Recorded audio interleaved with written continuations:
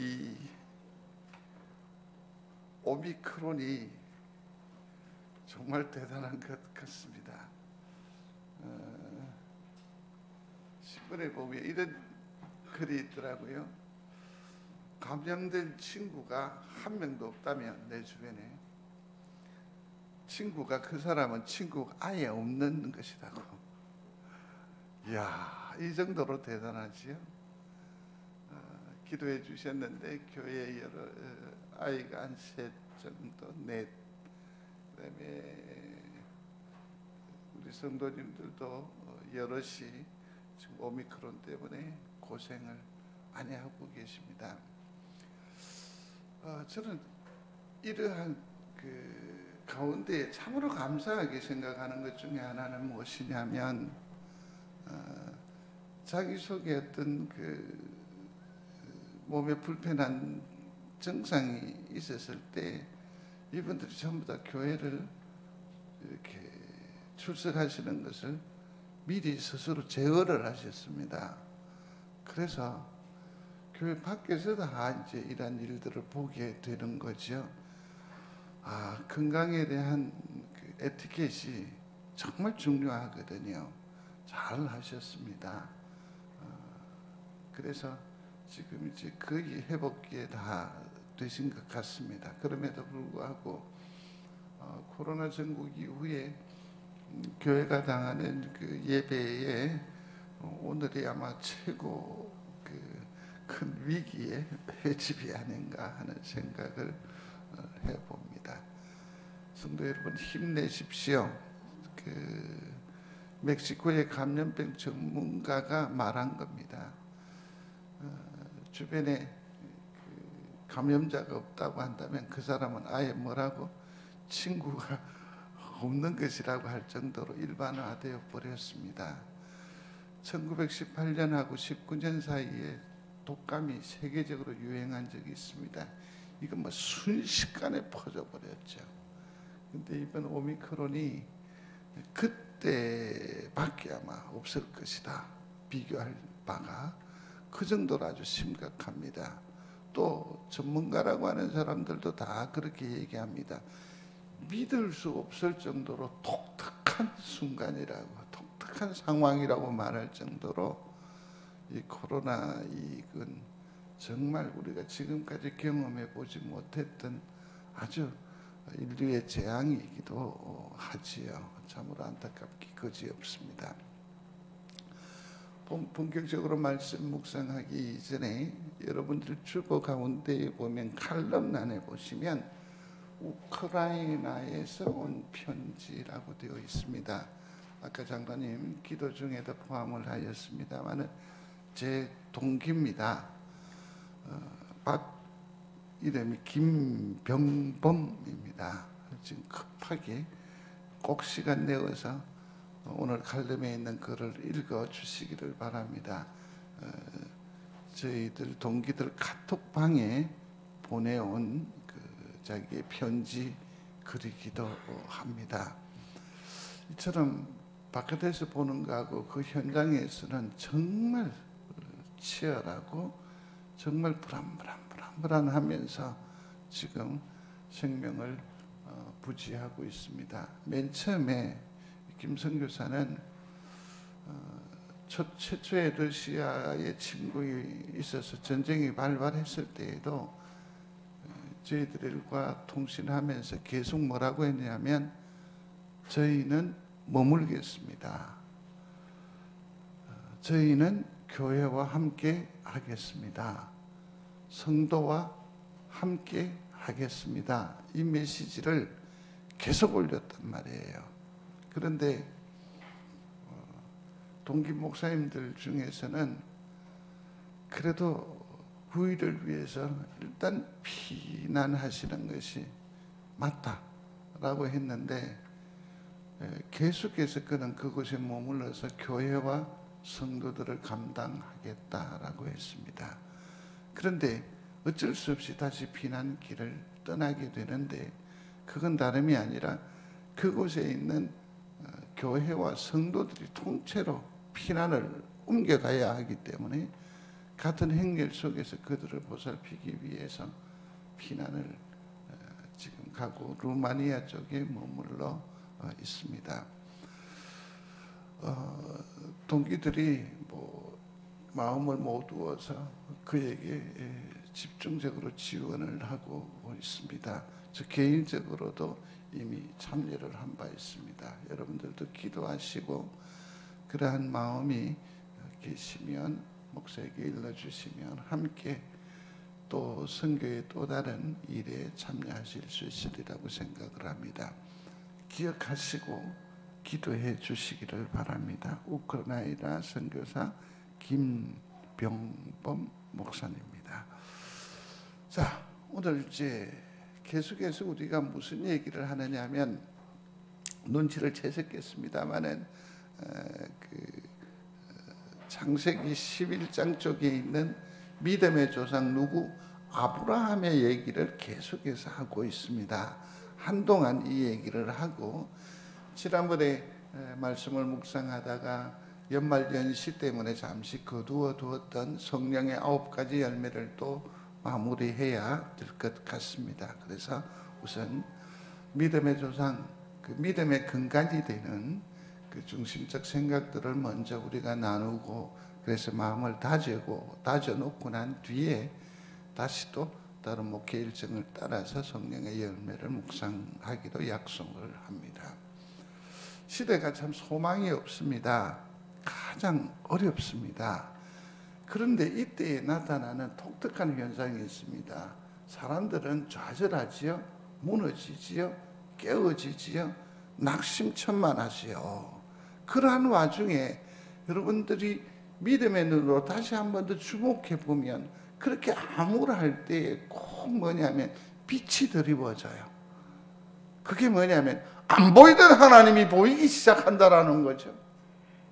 무엇보다도 출발이 뭡니까?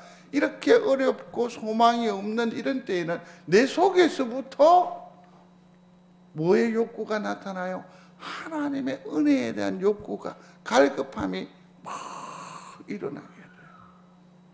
그래서 이런 때에 나타나는 현저한 현상 중에 하나가 뭐냐면 하나님께서 은혜를 주신다. 어려운 때에, 소망이 없는 것 때에. 기억하시나요? 내가 길길이 뜁니다. 환호합니다. 벅찬 가슴을 가지고 있습니다. 자랑하고 싶습니다. 드러내고 싶습니다. 생각해 보세요. 그때 하나님이 계시던가요?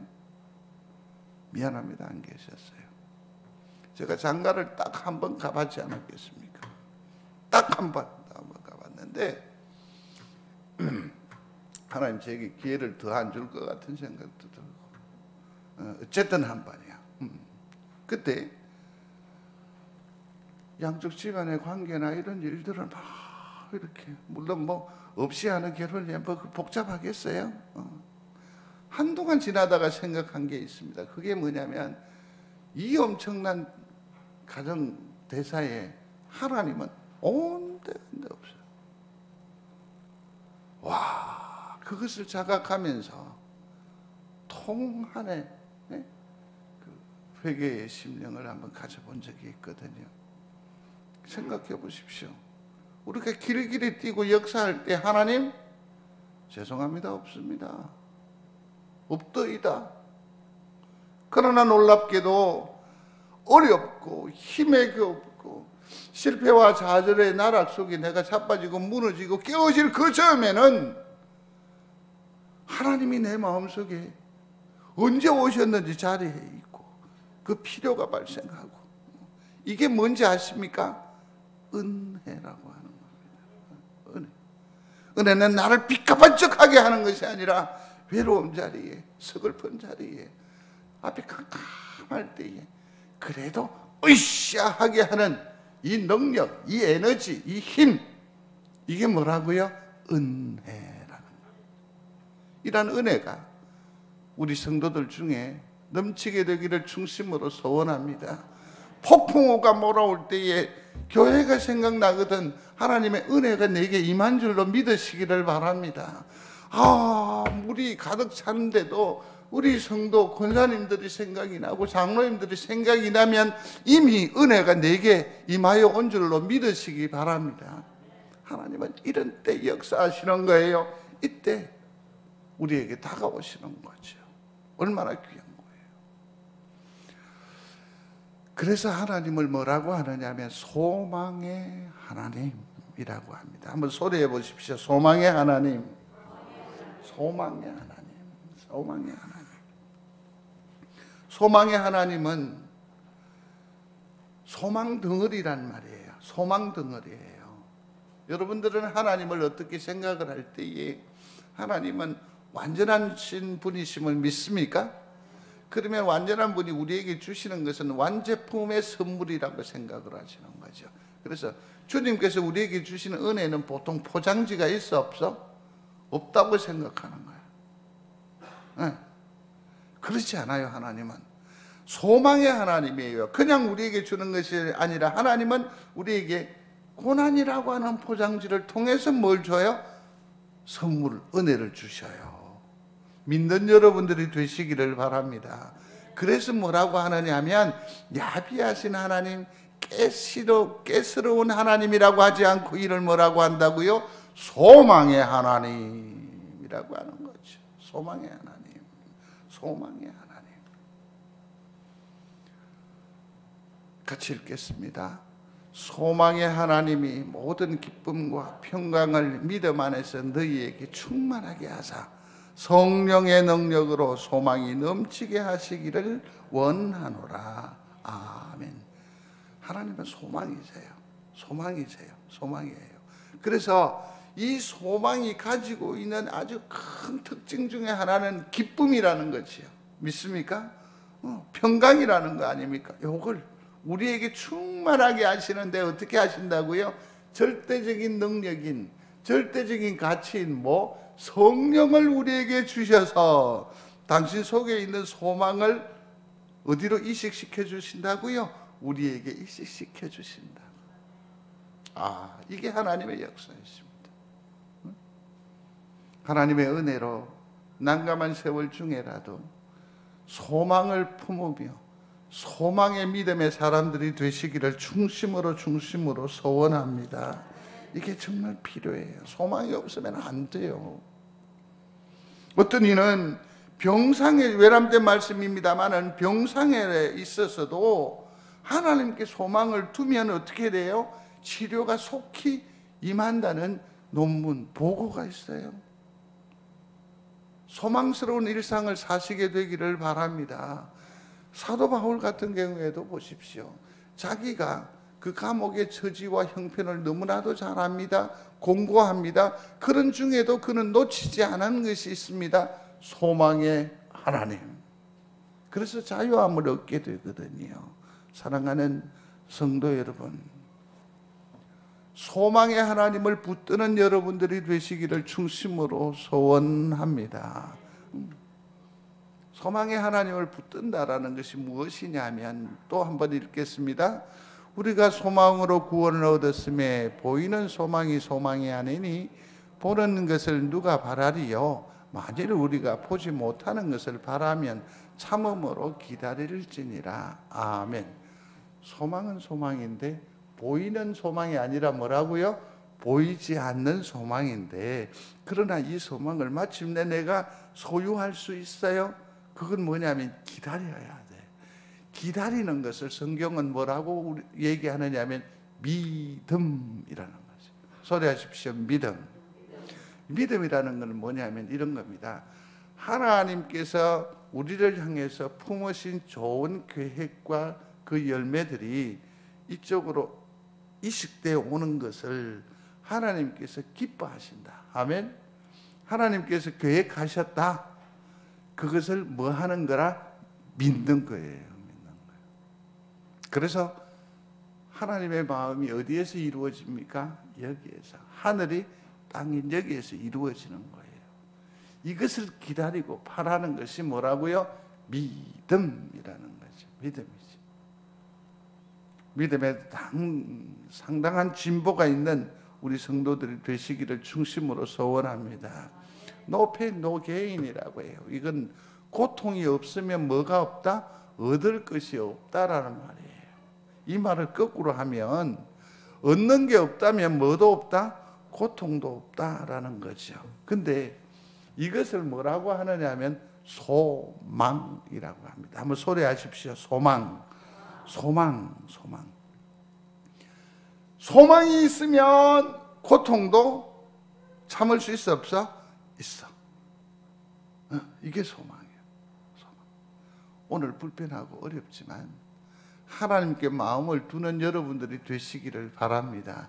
하나님의 것이 내게 속히 임하여 올 줄로 믿습니다. 믿습니다. 이게 믿음의 행진을 하는 사람들의 마땅한 자세라고 할 수가 있겠지요. 하나님께서 타락한 문명 속에서 한 사람에게 집중을 하고 계십니다. 왜 그러는지는 조금 있다가 여러분들이 발견할 수 있을 것입니다. 한 사람을 주목하고 있습니다. 참으로 하나님은 전지전능하심을 믿습니까? 다양한 방법이 있을 수 있습니다. 다양한 시도도 가능합니다. 그는 우리의 마음을 얻기 위해서 엄청나게 많은 퍼포먼스를 가질 수 있단 말이에요. 번개를 동원할 수도 있지요. 전쟁을 수반할 수도 있지요. 기적들을 동원할 수 있어서요. 그렇게 해서 당신의 존재를 우리에게 심어줄 수 있어요, 없어요? 있단 말이에요. 그런데 하나님께서 지금 유독 사람에게 집중을 해요. 한 사람에게 마음을 두고 있다라는 거죠. 한 사람의 능력이라는 것이 정말 대단하다는 걸 아셔야 합니다. 아담, 그 한 사람으로 말미암아 온 인류가 오염돼 버렸습니다. 아담, 한 사람 때문에 이 세상에 뭐가 들어와요? 죄가 들어왔습니다. 한 사람 주 예수 그리스도로 말미암아 이 땅에 하나님의 구원이 임하여 왔습니다. 수도 없는 시도가 있었고 많은 방법이 강구되었지만 이룰 수 없는 그 엄청난 파워, 능력, 축복인 구원이 한 사람으로 말미암아 이루어졌다는 것 아닙니까? 비근한 예로 아브라함도 보십시오. 소돔과 고모라 유황불로 태움을 당하는 거기에 한 사람 누구 때문에? 아브라함 때문에 구원을 얻어요. 한 사람 모세를 하나님께서 사용하셔서 출애굽하셨다라는 것 아니겠습니까? 우리의 가정사도 한번 보십시오. 한 사람 그 누군가가 우리 가정의 구원의 문이 되었어요. 능력이 되었다니까요. 이처럼 한 사람은 정말 중요하고 그 위력은 대단합니다. 하나님의 선한 역사에 그 한 사람이 우리 성도가 되시기를 주의 이름으로 축원합니다. 어떤 사람들은 이것을 부담스러워하기도 해요. 싫어하기도 해요. 아니요. 하나님의 일에 있어서는 엄청난 축복이요. 그 통로가 되는 귀한 일이 이 한 사람 은혜란 말이에요. 한 사람의 은혜. 이게 여러분들 중에 있게 되기를 중심으로 소원합니다. 근데 이 한 사람에 대한 그 조건이 있다라는 거죠. 하나님께서 선택하시는 그 한 사람의 조건이 있습니다.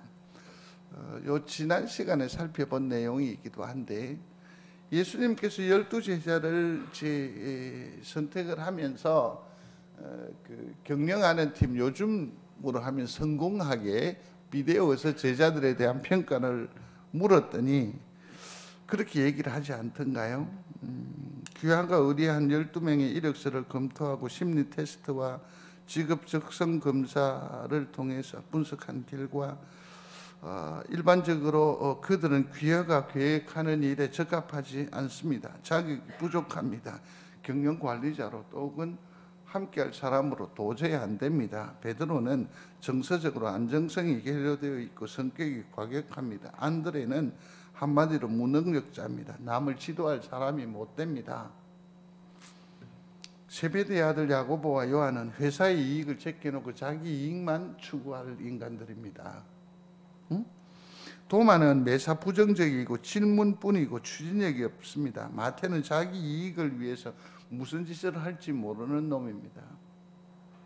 또 알페오 아들 야고보와 다데도는 사회혁명을 노리는 과격한 그런 불온 사상을 가지고 있으니까 아마 집단에 도움이 전혀 되지 않습니다. 그렇지만 유일하게 희망이 되는 한 사람이 있습니다.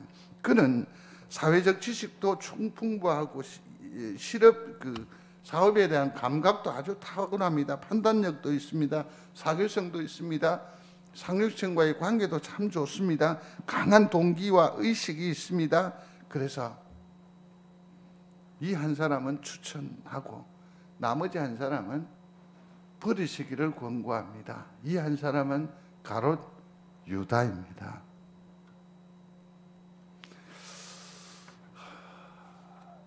하나님의 그 선택의 조건은 이와 같은 세상의 조건과는 다른 것 같아요. 하나님은 그 제자들을 선택하셨습니다. 세상의 기준에 부합하지 아니하는 그런 은울하고 찌질한 그들을 선택하셨습니다. 말을 바꾸어 생각해 보십시오. 하나님께서는 어눌하고 찌질한 황 목사를 선택하셨습니다.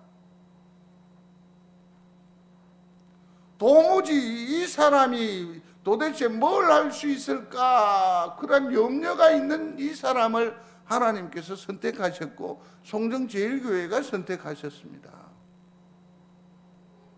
그렇다고 한다면 하나님의 선택의 기준은 따로 있다라는 것 아니겠습니까?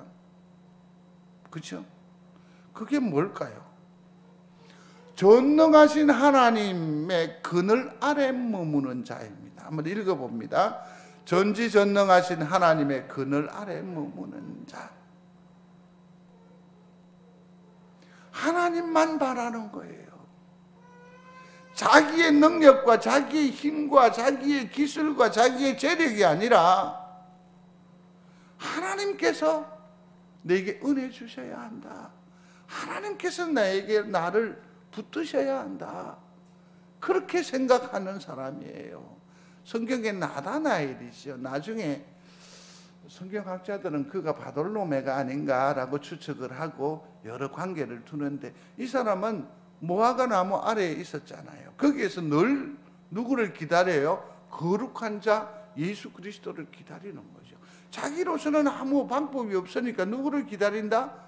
예수를 기다리는 사람이에요. 자기를 포기하고 자기의 전 인생을 누구에게? 하늘에 거는 사람. 이런 사람을 선택해요. 이게 그 한 사람이에요. 하나님을 전적으로 의지하는 그 사람을 하나님께서 주목하여 계시고 그분을 택하여 가신다라는 거죠. 그래서 하나님의 일을 이루어 가시는 거죠. 이 사람을 누구라고 합니까? 믿음의 사람이라고 하는 거죠. 성도 여러분, 하나님께서 찾으시는 믿음의 사람이 되시기를 주의 이름으로 축복합니다. 여기 아브라함이 등장합니다. 이 사람은 잘 아시겠습니다만은 우리는 성경을 통해서 이분을 너무나도 잘 압니다. 야고보서에서 보면 이는 하나님의 친구라고 했습니다. 그 한 사람을 선택한 아브라함을 하나님의 친구라고 했습니다. 믿는 모든 자의 조상이 된다라고 했습니다. 심지어는 마태복음으로 넘어오면 예수 그리스도의 계복, 족보 안에 드는 거죠. 메시아의 그 통로가 됐다라는 겁니다. 누구? 아브라함을 택하였다. 자, 이제 우리가 본문의 그 배경으로 들어가 보면 창세기 1장 1절부터 11장까지 요 내용에 보면 하나님께서는 전 인류를 대상으로 하고 있습니다. 무엇을 천지창조를 하시기도 하고요, 뭘 만들기도 하고요, 또 그 네 가지 사건이 있지. 하나는 천지창조요, 또 인간의 뭐가 있죠? 타락이 있고, 또 하나는 노아의 홍수가 있고, 그 다음에 네 가지 사건 중에 마지막은 뭐죠? 여러분들이 저를 얼마나 존중하는지 제가 알아요. 이 짧은 얘기도 다 잊어주잖아. 그래서 오늘 내 얘기를 풍성하게 하잖아. 천지창조, 타락, 노아의 홍수 심판이죠. 다음 뭐라고요? 바벨탑 사건이죠. 이때는 하나님께서 전 인류를 상대로 해요. 근데 12장으로 딱 넘어오면서 하나님의 관심사가 전 인류가 아니라 누구? 한 사람에게 집중을 하고 있습니다. 아브라함이에요. 그런데 여기 보면 노아에게는 아들이 몇이 있죠? 셋이나 있어요. 아들이 셋이나 있어요. 근데 야벳, 함, 셈 이렇게 돼 있어요.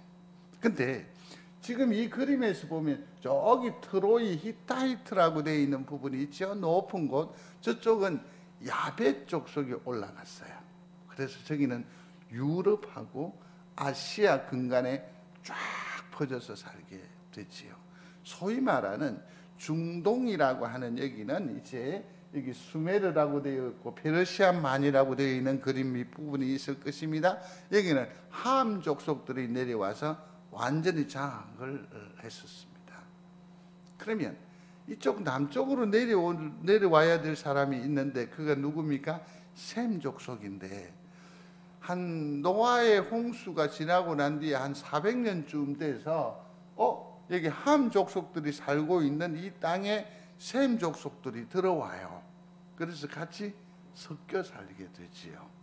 근데 여기서 참 중요한 것이 있는데 꼭 발견할 수 있었으면 좋겠어요.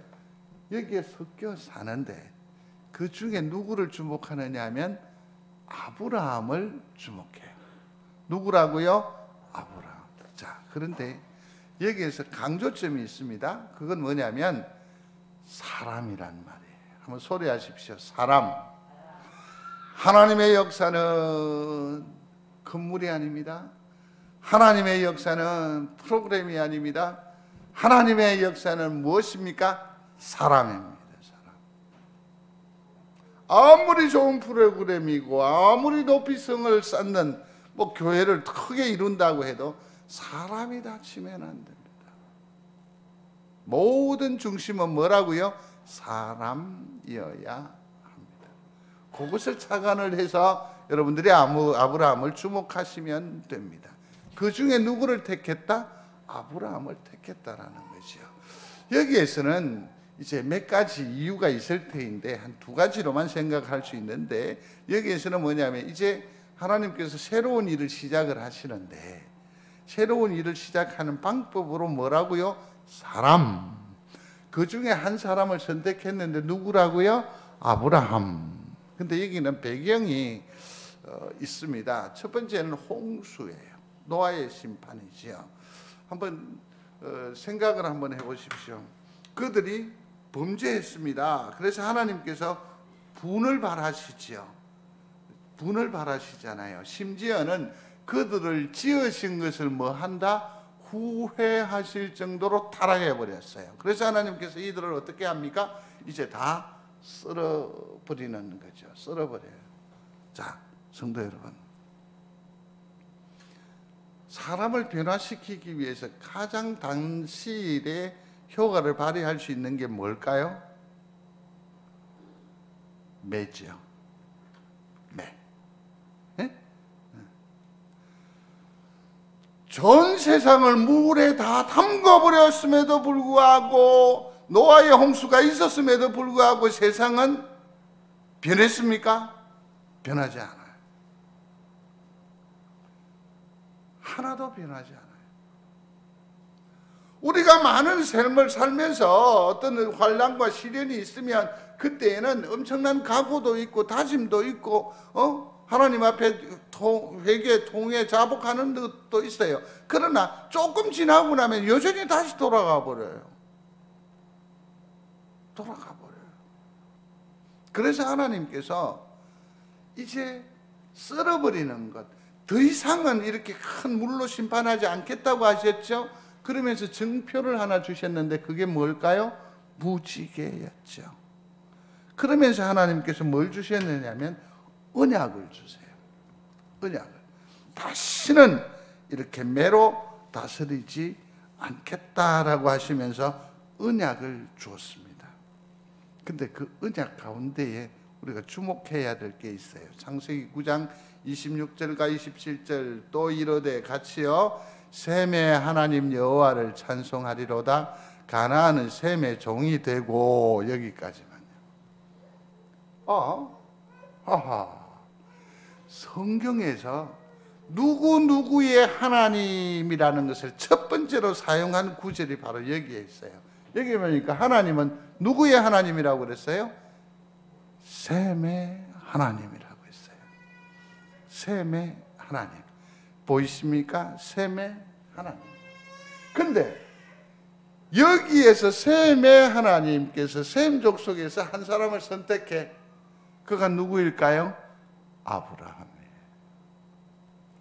언약에 따라서 약속에 따라서 선택한 사람이 누구다? 아브라함. 하나님은 약속에 따라서 아브라함을 선택하신 거예요. 선택하신 거예요. 또 하나는 바벨탑 사건이에요.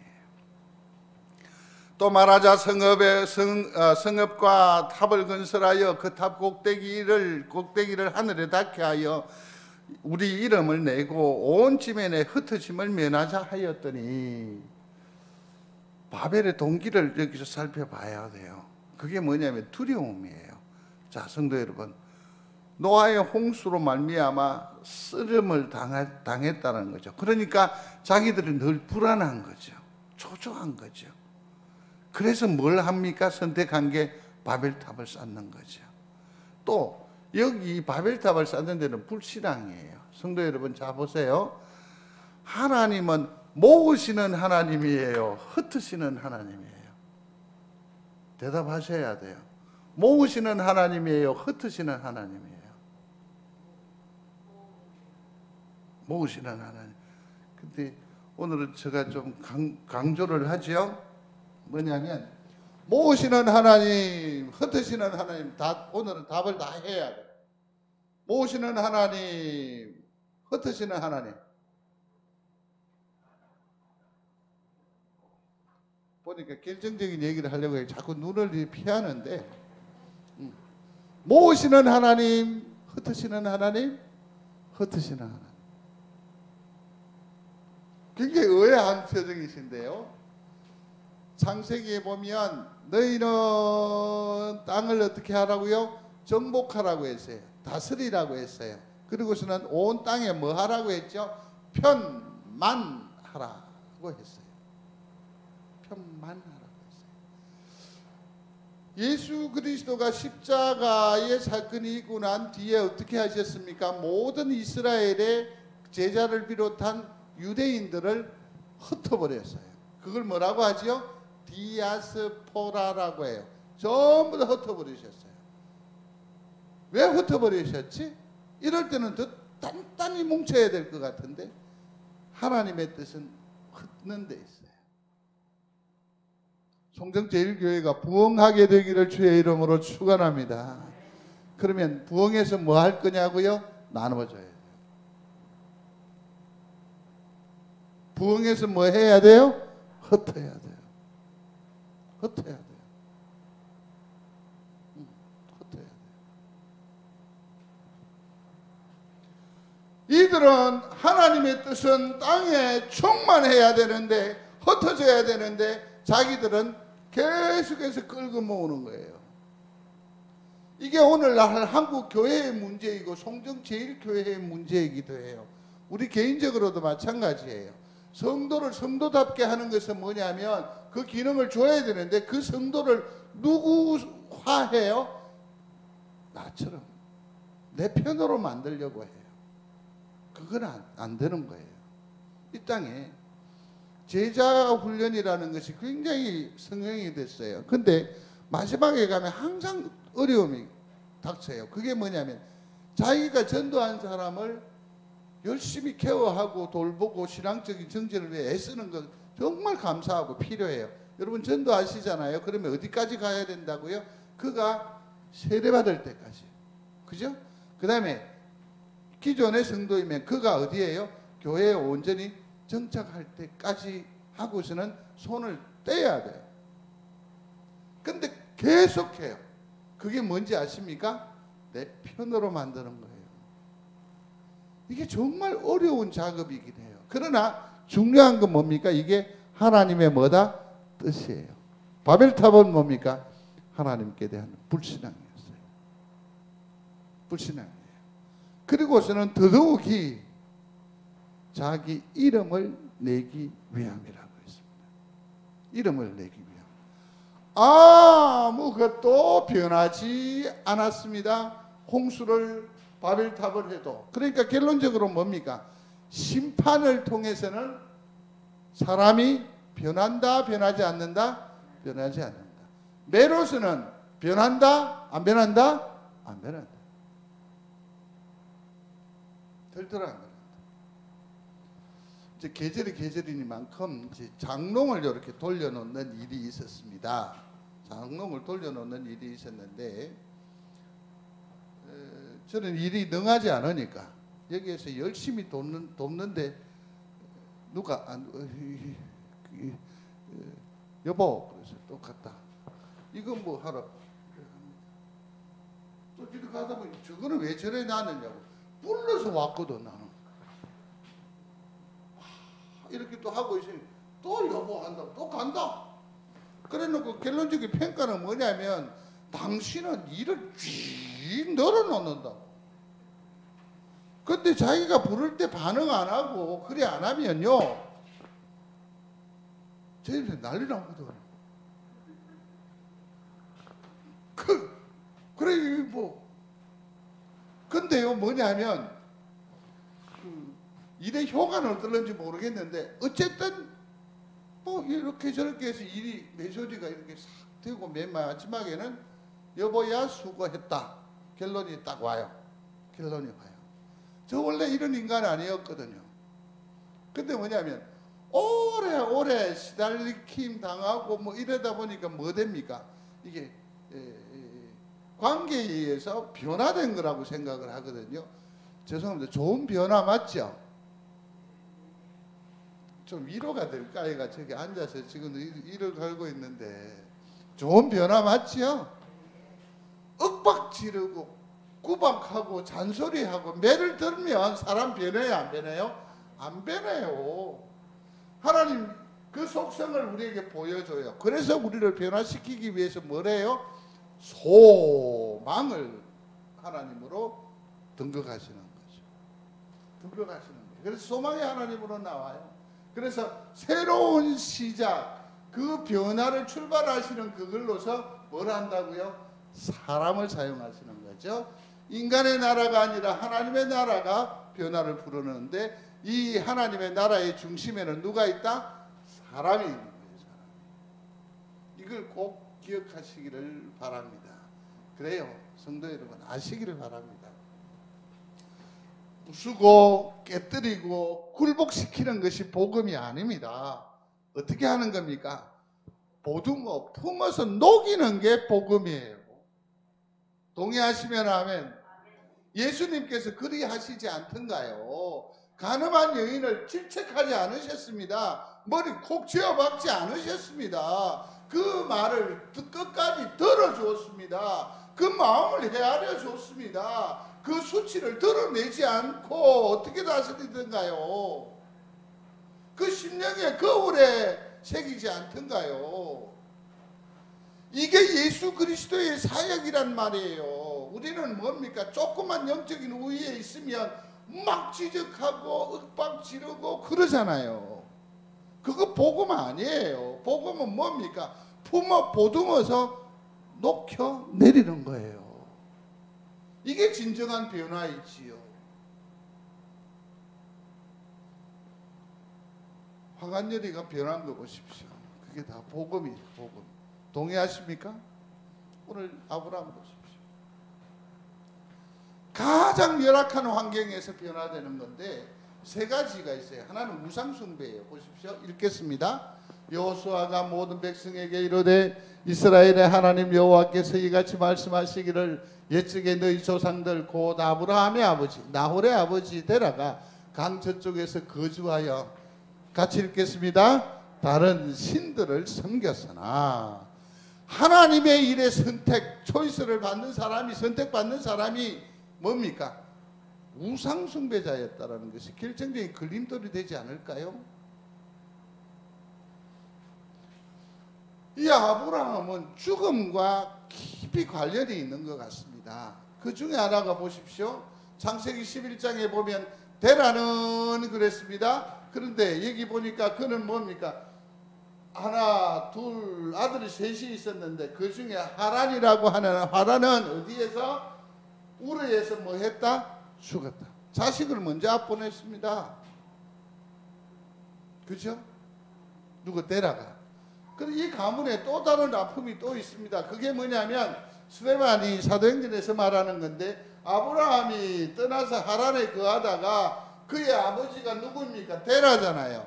데라. 그의 아버지가 어디에서요? 거기에 살다가 뭐합니까? 죽음에. 그러니까 마음에 상처투성이인 거예요. 상처투성이에요. 그 다음에 또 마지막으로는 뭐냐면 이게 어떤 의미로 봐서 결정적으로 흠이 돼요. 같이 읽겠습니다. 사례는 임신하지 못함으로 자식이 없었더라. 자식이 있고 없는 것이 흠이냐? 그건 이 시대에 와서는 그건 아무것도 아닙니다. 하나님께서 또 그렇게 이루어 가시고 또 결혼의 유무나 이런 것들도 지금에는 문제가 아닙니다. 그러나 이 당시 아브라함을 선택했었을 때의 당시는 결정적인 약점이 되는 거죠. 우리 조선 초기만 하더라도 아들을 낳은 여인은 길거리에 나갔을 때 젖가슴을 내놓고 다니셨습니다. 그 저고리가 이게 젖가슴이 여기까지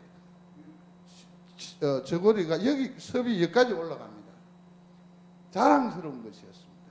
그게 뭐죠? 아들을 낳은 대단한 권세가 되는 거죠. 그러나 자식은 낳았을 때 딸만 주르르 놓으면 이 섭이 어디로요? 내려오게 되어 있습니다. 이처럼 자녀라고 하는 것은 미래를 말하는 것이고 내일을 말하는 것이고 보험이고 보장이 되는 거고 재산이 되는 거고 권력이 되는 것이었습니다. 그런데 이것이 없다라는 것은 치명적인 아브라함의 결점이 되는 거죠. 아시죠? 하갈을 통해서 종을 통해서 이스마엘을 얻을 정도로 이전에 롯도 아들을 대신하려고 했죠. 그 다음에 다메섹에서 종을 하나 데리고 왔는데 엘리에셀이라고. 그래서 나중에 뭐라고 하냐면 하나님 앞에 항변할 때 이 다메섹 놈이라고 했단 말이에요. 이처럼 자녀에 대한 집착이 대단했거든요. 그 시대에 절대적인 보험이고 능력이었기 때문에 이게 없었어요. 그러니까 조건적으로는 도저히 맞지 않는 아브라함이었어요. 그러나 하나님께서 그를 선택하셔서 그 인생의 전지전능함을 드러내어 주시는 거죠. 같이 읽겠습니다. 지존자의 엄밀한 곳에 거주하며 전능자의 그늘 아래 사는 자여 나는 여호와를 향하여 말하기를 그는 나의 피난처여 나의 요새여 내가 의뢰하는 하나님이라 하리니 아멘. 아무 조건이 없어. 내게는 가능성이 전혀 없단 말이에요. 그렇다고 한다면 우리가 선택할 수 있는 것은 딱 한 가지 있어요. 그게 뭘까요? 하나님. 최종적으로 선택한 하나님에 대하여 전혀 부끄럽게 생각할 필요가 없습니다. 오히려 이 불리한 여건과 불편한 형편과 이것들은 다 하나님께서 나로 우리들로 하여금 누구를 하나님을 선택하게 하시는 하나님의 배려였고 하나님의 계획이었다라고 믿으셔도 됩니다. 그러면 누구를 바라봐야 된다고요? 하나님을 바라봐야 돼요. 하나님을 바라봐야 돼요. 그래서 여러 가지 조건이 부합되지 않지만 하나님께서는 그와 함께 하셨고 감당할 수 있는 은혜를 더하여 주셔서 아브라함으로 하여금 아브라함 되게 했다라는 거죠. 믿으시면 아멘. 이 얼마나 큰 역사입니까? 얼마나 큰 역사입니까? 이제 말씀을 정리해야 할 듯합니다. 하나님께서 준비하신 것이 참 많습니다. 저는 언어의 문자를 더하신 거예요. 참 하나님께서 우리와 소통하시기 위해서 다른 것 하나 나누고 뭘? 언어, 말로서 우리와 소통하시기 시작했다는 거죠. 말로서. 여기에 더해서 뭡니까? 문자를 더하신 거 아닙니까? 우리가 하나님을 만날 수 있어요. 성도 여러분께 묻겠습니다. 신학교에 가서 내가 질문을 했는데, 성도 여러분, 하나님을 만나신 적이 언제 만나셨습니까? 좀 기억이 조금 가물가물하십니까? 만나기를 원하시면 아멘. 오늘 아침에 만난 분 계십니까? 지금 만나고 계시는 분도 계십니까? 그럼요. 요한복음에 보면 예수 그리스도를 뭐라고 했냐면 말씀이라고 했어요. 예수 그리스도가 하나님이심을 믿으시면 아멘. 내가 오늘 말씀에 참여했으면 지금 내가 누구를 만나고 있는 거다? 다시. 지금 내가 말씀을 읽으면, 말씀을 들으면, 말씀에 참여하면 이는 곧 누구의 말을 듣는 거다? 하나님의 음성을, 하나님의 말씀을 듣는 거다. 이는 곧 하나님과의 만남인 줄로 믿습니다. 이게 하나님께서 우리와 소통하시기 위해서 주신 엄청난 능력이죠. 언어의 문자를 더하시다. 언어의 문자를. 또 이래도 안 되니까 하나님께서 보이는 하나님을 주셨다라는 것 아닙니까? 보이는 하나님. 뭐죠? 뭐 설마 이 보이는 설교 프레즈라고 얘기하지는 않겠죠? 그래도 무시하지 마십시오. 제가 화요일에 인천에 있는 목사님이 비행기로 오셔서 제가 이제 공항에 픽업을 할 겁니다. 하루 종일 저를 올가매요. 여기 와서 뭐 하는지 압니까? 하루 종일 프레즈 공부하러 내려오는 목사님이 계십니다. 그래서 이 프레즈의 특징이 뭐냐면 보이는 설교잖아요. 한번 소리하십시오. 보이는 설교. 송정제일교회를 가서 소개할 때 이렇게 얘기하십시오. 보이는 설교가 있는 교회다고. 근데 보이는 하나님이에요. 보이는 하나님 뭐죠? 예수 그리스도이십니다. 하나님께서는 예수 그리스도를 우리에게 딱 보여주시는 거예요.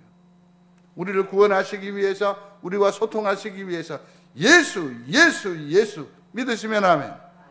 얼마나 귀해요. 말씀을 주셨으나 이것이 내게 육화되지를 않아. 그것이 가능한 수단을 주셨다는 게죠. 그게 뭡니까? 성령님을 보내주셨어요. 우리가 다 성령을 받지 않았습니까? 얼마나 귀한 축복이에요. 준비하시는 하나님이세요. 영혼의 안식을 위하여서 교회를 주신 줄로 믿습니다. 교회에다가 사실은 저렇게 하면 안 되는데, 우리 영혼의 안식을 위하여 송정제일교회를 예비하시다. 한 명밖에 아멘 안 했다? 그럼 난 다시 한다. 영혼의 안식을 위하여 송정제일교회를 예비하시다. 저는 그렇게 생각해요. 우리 교회가 추구하는 것이 건물입니까? 우리 교회가 추구하는 것이 세상의 성공입니까? 아니요. 우리 교회가 추구하는 게 뭡니까? 주의 은혜로 말미암아 영혼의 기쁨을 소유하는 겁니다. 영적인 안정감을 누리는 겁니다. 천국에 무사히 다다르게 하는 것입니다. 믿습니까? 그래서 하나님께서 송정제일교회를 예비하신 줄로 믿습니다. 성도 여러분,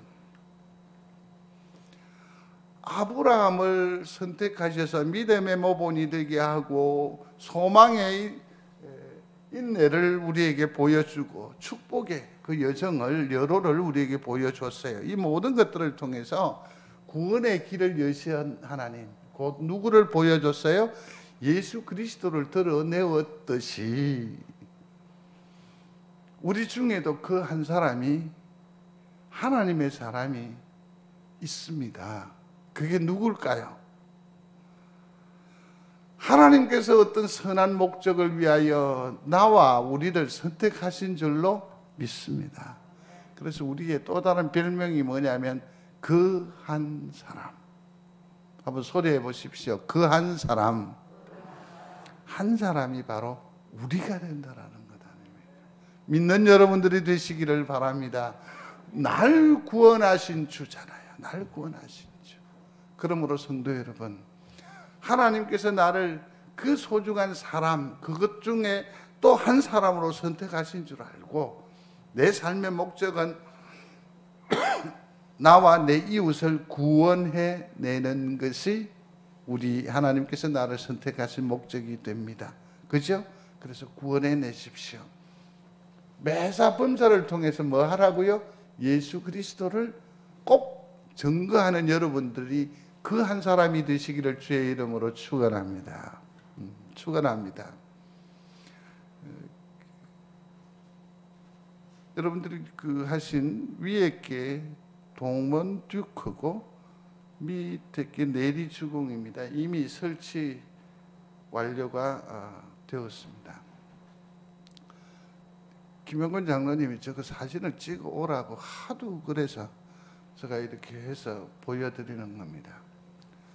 한 사람이 동원 듀크 5동을 책임진 겁니다.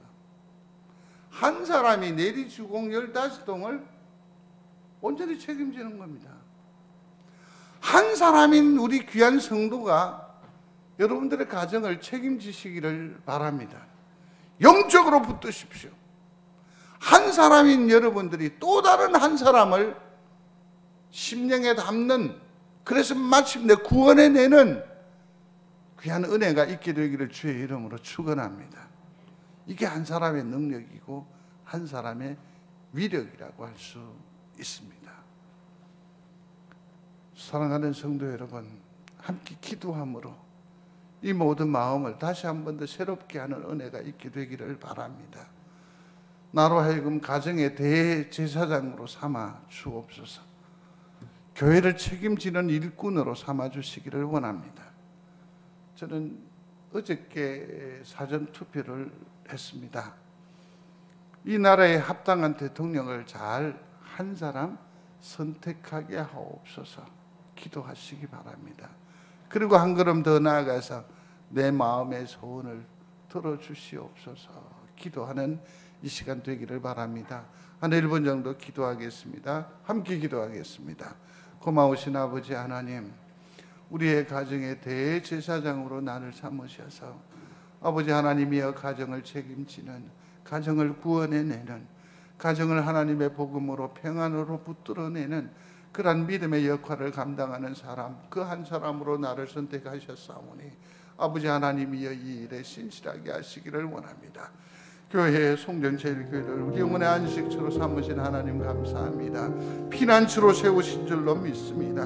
그러나 아버지 하나님이여 이 교회를 책임지는 그 한 사람이 바로 나가 되기를 원하고, 나 중심으로 아버지 하나님 앞에 나가되 모든 일들을 형통케 하며 하나님 앞에 영광 올리고 드리는 교회가 되게 하여 주옵소서. 이 나라의 아버지 하나님이여 또 5년 동안 그 영역을 이루어 나갈 귀한 대통령을 뽑는 일에 있어 아버지 하나님이 우리의 주권을 포기하지 않게 하시고 당당하게 집행하게 하시되, 아버지 하나님이 저들이 기도한 대로 옳은 사람, 바른 사람, 참으로 하나님을 두려워하는 사람으로 잘 선택할 수 있도록, 그러므로 말미암아 이 나라와 이 민족이 아버지 하나님 앞에 복된 민족으로 거듭날 수 있도록 주님께서 은혜 더하여 주시기를 간절히 바라옵고 원합니다. 내 마음의 소원을 주께서 다 아십니다. 10년 가운데의 꿈은 저들의 삶의 욕구를 주님께서 일일이 들으시고 하늘 신령한 것으로 더하여 주시옵소서. 고마우신 아버지 하나님, 아브라함을 선택하신 하나님, 참으로 부르짖음이 극심할 때에 모세를 선택하신 하나님, 이 시대에 나와 우리를 그 한 사람으로 부르신 줄로 믿습니다. 가정을 구원해내게 하여 주시고 교회를 책임지게 하시고 나라와 민족을 평강으로 인도하는 지도자로 삼아 주시옵소서. 그러므로 나로 말미암아 주변이 변화되게 하시고 나로 말미암아 하나님의 기쁨이 충만하게 하여 주시옵소서. 그 한 사람이 나임을 고백하며 예수님 이름으로 기도드리옵나이다. 아멘.